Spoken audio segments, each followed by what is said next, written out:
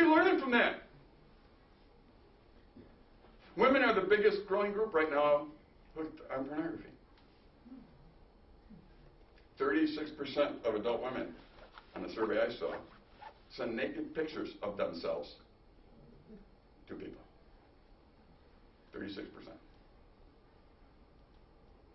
We have a screwy environment. You know what happens when I start talking about environment? I got people that come to me and keep saying, man, what are you, a legalist? Yeah, why don't you just brush me off that way? You don't understand legalism. It's an attitude. It isn't an action. But I want to tell you this. You surround yourself with pigs, you start to smell like one. It's not rocket science. I'm an old teacher. I've learned this. I haven't read it anywhere, but I've learned this through the years.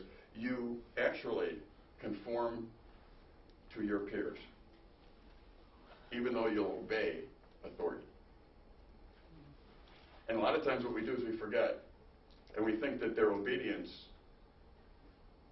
is what they are, when really they're conforming to their peers. A simple example might be a child grows up at home. You would say, you make your bed, you do this, you do this, they do that. They go out on their own, you go visit them. They didn't make their bed. Nobody in their house does. See, they conform to their peers. Obedience isn't the goal. Transformation is. If you make obedience the goal, you're in trouble. Transformation is the goal. You see what happens when you just get off a little, like if obedience is the goal and you start teaching that one, then you think you're successful when you're not? See, I'm out to redefine the peer group. I don't like the peer group right now. I mean, if I get together with people my own age, that's as boring as it gets. Every Wednesday morning I get together with 5, 6 guys, one in each decade, 60s, 50s, 40s, 30s, 20s, and teach. Why? It's rich. We need to do that. I'm trying to redefine the peer group. The peer group right now, if you're sitting 7.5 hours a day, and 4 of that 7.5 hours a day, by the way, 4 of it is multitasking. So you're texting, which is really weird to me anyway, isn't it? It's like telegraph. Didn't we get past the telegraph thing? And Twitter? I mean, didn't we get past the telegraph thing and now we're going back to it? I don't understand. But you're texting and you're emailing and you're Facebooking and you're watching a movie and you're listening to music.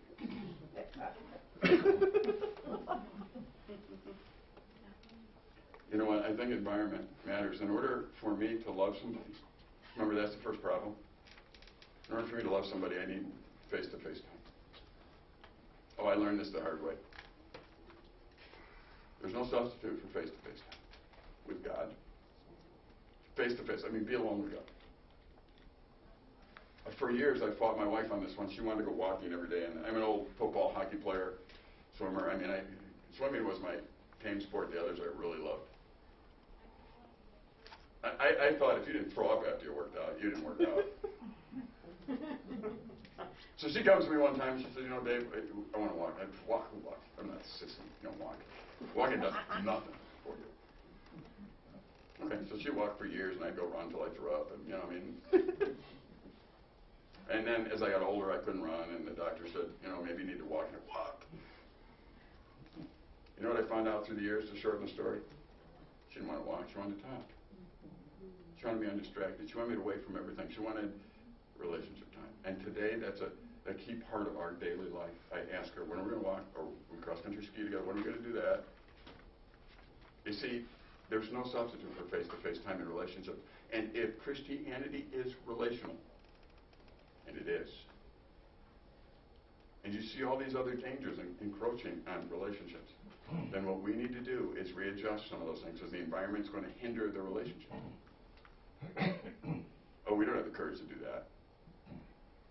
You know, it is hard, because I didn't say Facebook in itself is bad. I didn't say that computers are bad. I didn't say that television is bad. See, I said look out for the environment that sets you up for failure. If you're not relating to people anymore, I don't know how people relate anymore. I really don't. How can you be connected everywhere but not connected? There's something right about looking face to face. People have told me often, they've heard me on tapes and other things, say, boy, you know, when you're live, that's different. It is. You know why? Because if you haven't caught it, while I talk, I'm scanning you. And I'm catching your eyes. And that matters. Believe me, it does. It's up. If I had you all face the wall back there, it wouldn't be working. See, that's the box. So I don't know what programs you got at your church, but if you're destroying the box, what good is it? What good is it if relationships are not being... What good is it if intergenerational... See, not only is there a box, but you got all these people growing up segregated in groups that have no answers. The Bible tells us, when you talk about environmental matters, you look at Old Testament where God wanted to keep people away from others and talk about being unequally yoked. We know that in 2 Corinthians 6:14. We're told in Romans 13:14, make no provision for the flesh. See, that's environmental. I know that. I try and keep my weight to a certain thing, so I don't buy cake and put it on the counter. Say, I'm just going to see if I can walk by it. You don't do that. You make no provision for the flesh. I found a great... I don't like the internet cleanup places that use accountability. I told you that. They're better than nothing, but I found one called Clean Internet that just blocks things and blocks them for life, and I like that place better. It takes the cake off the table. And I've given it to some young guys. I said, try and get around this one. And they can't. And I like it. Because I think environment matters. Now, I'm not going to tell them legalistic. I'm not going to tell them this is how you solve the problem. You're not going to solve the problem that way. Every girl that walks by you that's not dressed right is going to give you a problem because we got to deal with your heart. But for right now, I'm not going to put the cake on the table. I know it's hard because that's the problem with us evangelicals. We want this quick fix, and we don't have it. And we let's say, here solves the problem. It doesn't. See, this love relationship between you and God, it really takes a lifetime to develop to where it belongs. My wife and I are as close as we possibly can be, I think. We're 54 years old. This year we're celebrating 30 years together, and I can't imagine life without her. I think that's what it's supposed to be. And I hope that's the way it is with God. The other day I was sitting with God. I get to spend the morning, and I was just enjoying opening the Bible, just meeting with God, and I thought, God, you know what? I'm finally beginning to understand something. This is more precious than anything else in the world. This time with you.